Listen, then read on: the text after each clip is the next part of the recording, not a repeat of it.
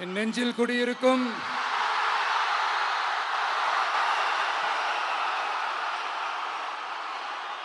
திருநெல்வேலி மக்கள் உங்கள் அனைவருக்கும் என்னுடைய வணக்கம். வணக்கம் வணக்கம் வணக்கம் வணக்கம்.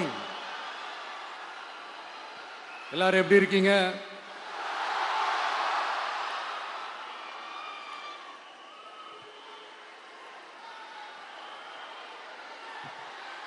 உங்க மகன், உங்க அண்ணன், உங்க தம்பி, உங்க தோழன், உங்க நண்பன், உங்க விஜய் உங்களை தேடி வந்திருக்கிறேன். இந்நேரம் திமுக கையில அந்த முழு பவரும் இருந்திருந்தா, இந்நேரம் ஸ்டாலின் சார் கையில் அந்த முழு பவர் இருந்திருந்தா கண்டிப்பா இந்த நிகழ்ச்சி நடந்திருக்காது.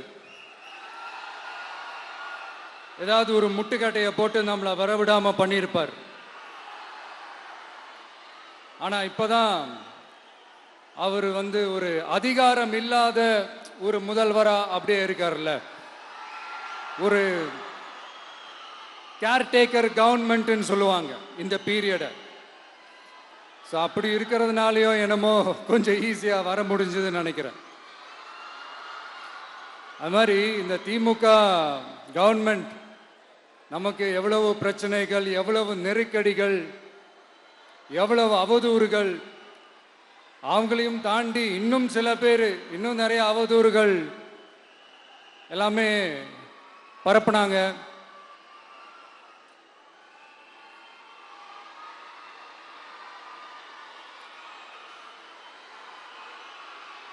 இந்த திமுக கூட்டணிக்கும் பாஜக கூட்டணியுமே இவங்க ரெண்டு பேருமே வெளியில வேணா தனித்தனியா இருப்பாங்க, ஆனா உள்ளுக்குள்ள இவங்க ரெண்டு பேருமே ஒண்ணுதான். இவங்க ரெண்டு பேருக்குமே ஒரே நோக்கம்தான். அது என்ன நோக்கம் தெரியுமா? உங்களுக்காக நல்லது செய்ய, உங்களுக்காக உழைக்க, உங்களோட கூடவே நிக்க இந்த விஜய் வந்துடக்கூடாது. அதுதான் அவங்களுடைய அந்த நோக்கமே. ஏன்னா இந்த விஜய் வந்ததிலிருந்து அவங்க நிறைய இந்த ஊழல்லாம் செஞ்சுக்கிட்டு இருந்தாங்கல்ல, ஒரு லிஸ்ட் போட்டு சொன்னல, அதெல்லாம் அவங்களால செய்ய முடியாம போச்சு. எல்லாத்துலயும் மண்ணு விழுந்துருச்சு. அதனால சம கோபத்தில் இருக்கிறாங்க என் மேல. அதே மாதிரி அடுத்து ஆட்சிக்கு வர முடியாத ஒரு சூழ்நிலையை மக்களே நீங்களே ஆல்ரெடி உருவாக்கிட்டீங்க. இந்த கூட்டணி கணக்கு, அந்த கணக்கு, இந்த கணக்கு எதுவுமே எடுபடல.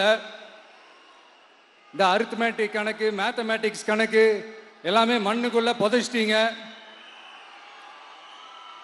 அப்புறம் இந்த கொள்ளையடிச்சு வச்சிருக்கிற இந்த பணத்தை எல்லாம் வச்சு கல்லாப்பட்டி கூட்டணின்னு ஒன்று சேர்த்து வச்சிருந்தாரு. அது எல்லாமே இப்ப கலகலத்து போய் நிக்குது. டாப் தனியா, பாட்டம் தனியா, ரீப்பர் தனியா, ஜாயிண்ட் தனியா, அப்படி நிக்குது தனித்தனியா. எல்லாமே அப்படியே ஒட்ட வச்சுக்கிட்டு இருக்கிறாரு. கூட்டணி கட்சிக்காரங்களே ஒருத்தருக்கு ஒருத்தர் ஓட்டு போட்டுக்க மாட்டாங்க போல் இருக்கு. அப்படி இருக்கு நிலைமை இந்த திமுக கூட்டணியில. சரி, இவங்களுக்கு தான் இந்த நிலைமைன்னு பார்த்தா இந்த பாஜக தலைமையில் மற்றும் பலர் அவங்க நிலைமை இன்னும் மோசமா இருக்குது. அதனால மக்களே, இந்த திமுகவோட நேரடி கூட்டணிக்கும் மறைமுக கூட்டணிக்கும் நம்ம மேல காண்டு.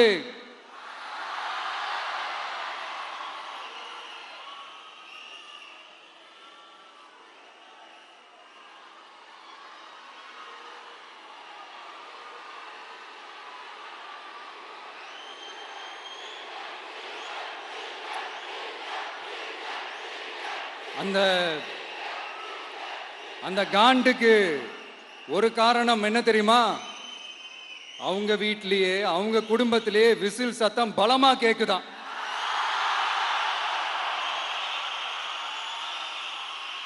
அடுத்த காண்டு அது இந்த சில சில பல கோடிகளை கொடுத்து நம்ம தமிழ்நாட்டு காங்கிரஸை பையில போட்டுக்கிட்டாங்க. யாரு? ஸ்டாலின் சார். ஆனா உண்மையான காங்கிரஸ் யாரு பக்கம் நிக்குது? நம்ம பக்கம் நிக்குது. சிறுபான்மை மக்களோட அந்த திமுக சாயம் வெளுத்து போச்சே. இந்த விஜய் என்னடானா மதச்சார்பற்ற கொள்கையோட உண்மையான ஒரு முகமா இருக்கிறானே. இந்த சிறுபான்மை மக்கள் வேற இந்த விஜய் பக்கம் தானே நிக்கிறாங்க அப்படின்ட்டு இந்த திமுகவுக்கும் பாஜகவுக்கும் என் மேல காண்டோ காண்டு. அதுக்காக நாம் என்ன செய்ய முடியும்? இந்த 33 வருஷமா ஒவ்வொரு வீட்டுக்குள்ளேயும் ஒவ்வொரு மனசுக்குள்ளேயும் போறதுக்கு நாம் பட்ட பாடு எனக்கு தானே தெரியும். அதனாலதான் நான் முன்னாடியே சொன்ன மாதிரி கட்சி ஆரம்பிச்சுட்டு ஒவ்வொரு வீட்டுக்குள்ளேயும் நான் போல, ஒவ்வொரு வீட்டுக்குள்ளேயும் போனதுக்கு அப்புறம் தான் கட்சியாவே ஆரம்பிச்சிருக்கிறேன்.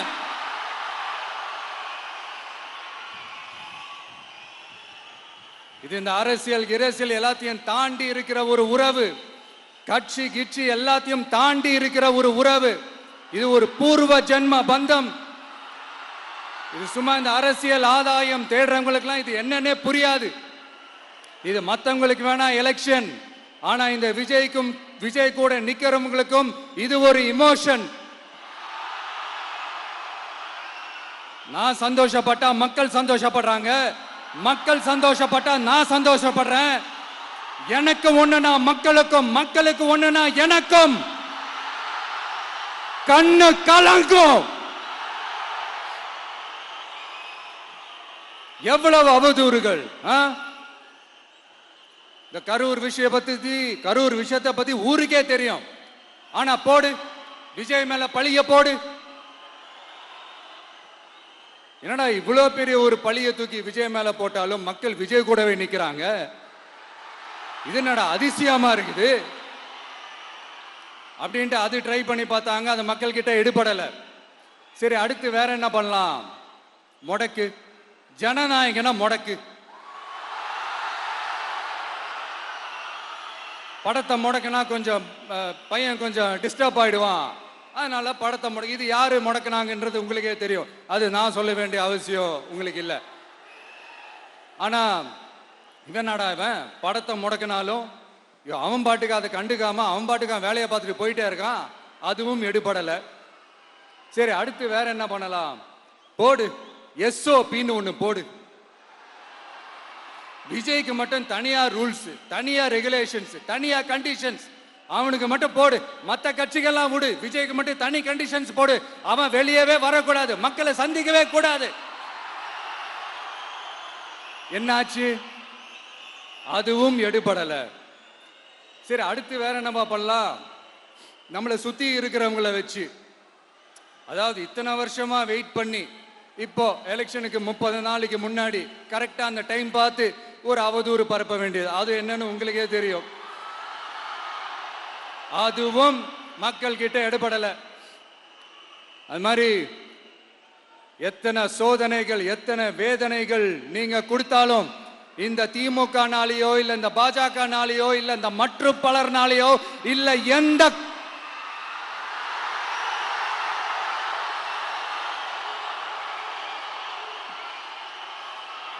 வேற யாராலையும் என்ன மக்கள் கிட்ட இருந்து பிரிக்க முடியாதுன்னு சொல்ல வந்தேன். அதைத்தான் சொல்ல வந்தேன்.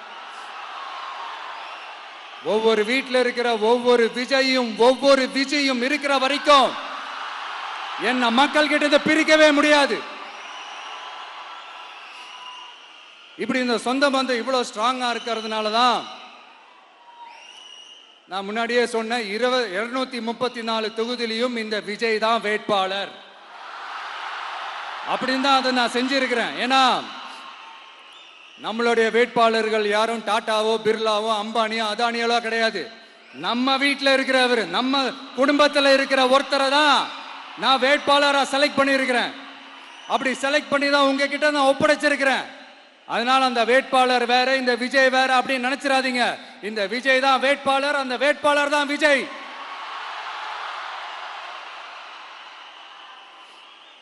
இத்தனை வருஷம் யார் யாருக்கோ ஓட்டு போட்டீங்க. ஆனா இந்த வருஷம் உங்க வீட்டுல இருக்கிற ஒருத்தருக்கு, உங்க வீட்டுல இருக்க நம்ம குடும்பத்தில் இருக்கிற ஒருத்தருக்கு நம்ம ஓட்டு போட போறோம்.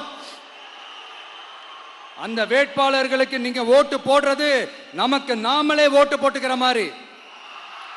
அந்த வேட்பாளர் ஜெயிச்சா நாம ஜெயிச்ச மாதிரி. இப்படிப்பட்ட ஒரு எமோஷனலான ஒரு எலெக்ஷனை தமிழ்நாடு இல்ல, இந்தியாவே பார்த்திருக்காது. இது நீங்க எவ்ரி 5 years வர ஒரு எலெக்ஷன் மாதிரி இதை நினைச்சிடாதீங்க. இது வேற, இது ஒரு அதிசய எலெக்ஷன். 50 வருஷத்துக்கு ஒரு வாட்டி நடக்கிற ஒரு எலெக்ஷன் மாதிரி. அதனால அந்த சான்ஸை மிஸ் பண்ணிடாதீங்க மக்களே. ஒரு காமராஜர் தானா, ஒரு அண்ணா தானா, ஒரு எம்ஜிஆர் தானா நம்ம தமிழ்நாட்டுக்கு? அவங்கள மாதிரி வேற யாருமே வந்துட மாட்டாங்களா அப்படின்னு நீங்க ஏங்கினது எனக்கு தெரியும். அத மனசுல வச்சுக்கிட்டு தான் நம்ம டிவிக்கே வந்திருக்கிறோம்.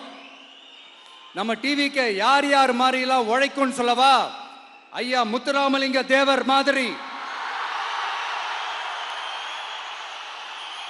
ஐயா வீரன் சுந்தரலிங்கம் மாதிரி, ஐயா வாவுசி மாதிரி, ஐயா அழகு முத்துக்கோன் மாதிரி, ஐயா கட்டமன் மாதிரி, ஐயா ஒண்டி வீரன் மாதிரி, ஐயா குரூஸ் பெர்னாண்டஸ் மாதிரி மாதிரி ஒட்டுமொத்த தமிழ்நாட்டு மண்ணுக்கும் உழைக்கும், உழைச்சிக்கிட்டே இருக்கும். இந்த எலெக்ஷன்ல நம்ம டிவிக்கு ஆட்சி அமைஞ்சா அதென்ன அமைஞ்சா அமைக்கிறோம். எப்படி அமைக்கிறோம்? நம்ம டிவிக்கு ஆட்சி அமைஞ்ச உடனே பெண்கள், இளைஞர்கள் எல்லாருமே நல்லா இருப்போம், நல்லா இருப்போம், நல்லா இருப்போம். விவசாயிகள், மீனவர்கள், உழைக்கிற மக்கள் எல்லாருமே நல்லா இருப்போம், நல்லா இருப்போம், நல்லா இருப்போம். இன்னும் பல வருஷத்துக்கு நம்மளுடைய குடும்பங்கள், நம்மளுடைய சந்ததிகள், நம்மளுடைய தலைமுறைகள் எல்லாருமே நல்லா இருப்போம், நல்லா இருப்போம், நல்லா இருப்போம். அதனாலதான் மீண்டும் மீண்டும் சொல்றேன், வேற யாருக்காவது ஓட்டு போட்டு உங்க ஓட்டை வேஸ்ட் பண்ணிடாதீங்க.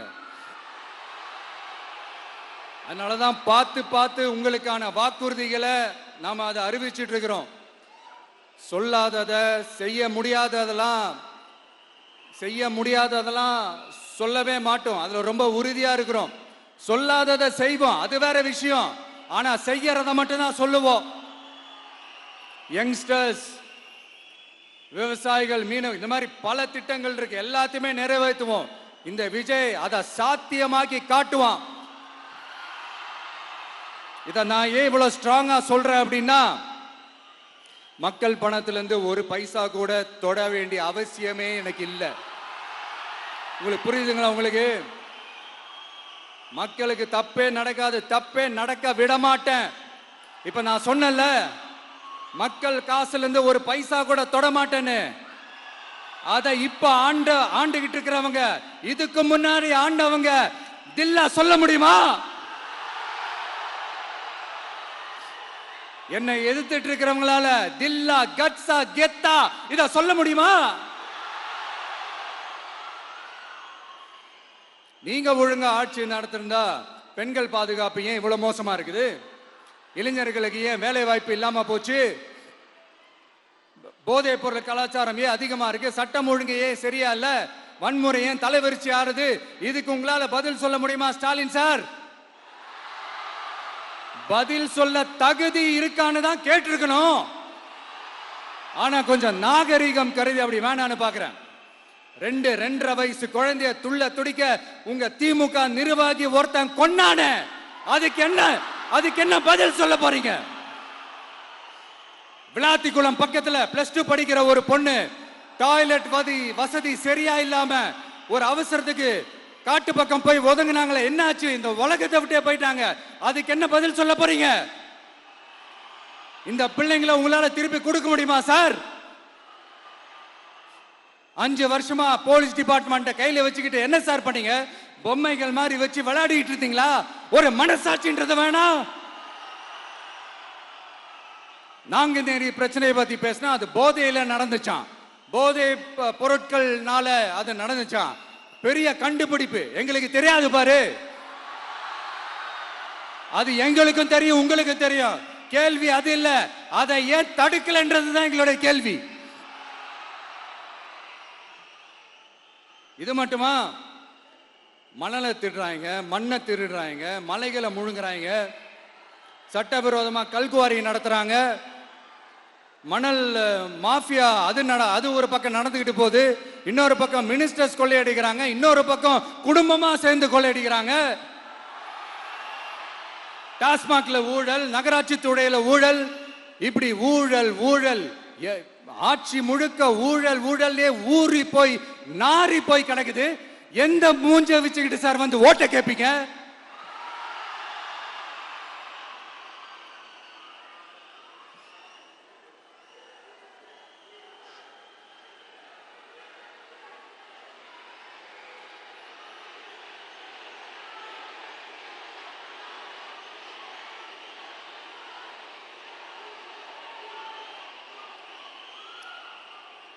இந்த எலெக்ஷன் சும்மா உங்க பணத்தை எல்லாம் வச்சுக்கிட்டு ஒன்னும் கிழிக்க முடியாது.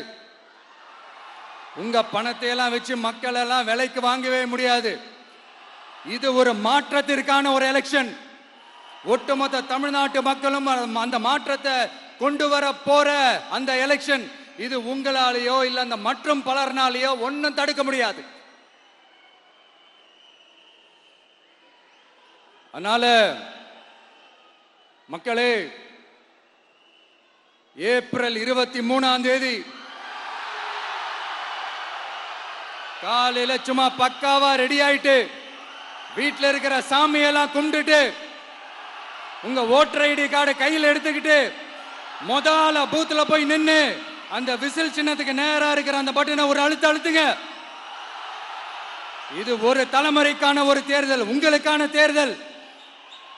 எப்பேற்பட்ட வசதியான வாழ்க்கையா இருந்தாலும் எல்லாத்தையும் தூக்கி எறிஞ்சது உங்களுக்காக மட்டுமே வந்திருக்கிறேன்.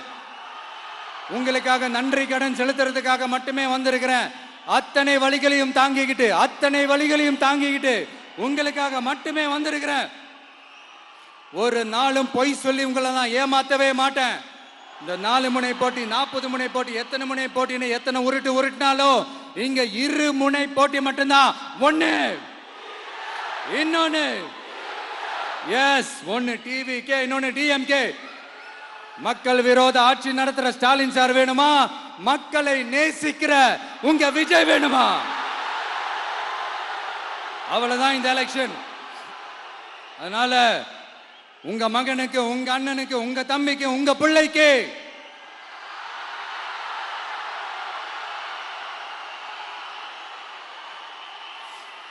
ஒரே ஒரு வாய்ப்பு கொடுங்க. தயவு செஞ்சு விசில் சின்னத்துக்கு ஓட்டு போடுங்க. இது ஒரு விசில் புரட்சி தேர்தலா இருக்கணும்.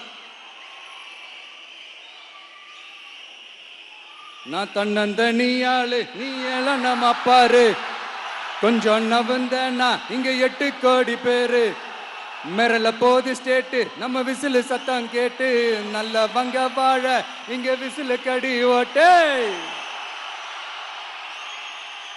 கடைசி நம்பிக்கை மக்களை தேடி வருது, அதை இறுக்கி புடிச்சு ஒரு வரலாறு எழுது.